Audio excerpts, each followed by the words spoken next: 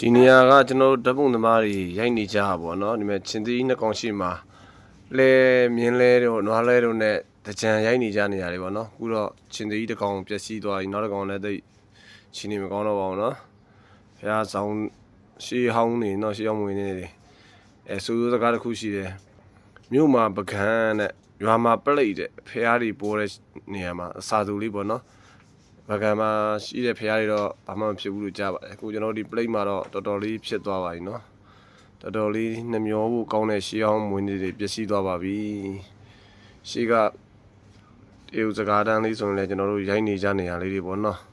အရန်လှခဲ့တဲ့နေရာလေးတွေတရှင်ကကျွန်တော်တို့လက်သွေးခဲ့တဲ့နေရာပြောလို့ရမယ်ပေါ့เนาะဒီဟာလဲဖះတဆူက plate မှာဖះတွေကအကုန်လုံးရှေးဟောင်းတွေကတော်တော်လေးပျက်စီးသွားပါပြီနှမျောစရာကြီးပေါ့နော်တော်တော်လေးဝမ်းနေဖို့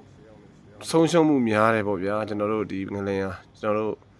ဗုဒ္ဓဘာသာလူမျိုးတွေအတွက်အဆုံးရှုံးမှုအများဆုံးလို့ပြောလို့ရတယ်ပေါ့နော်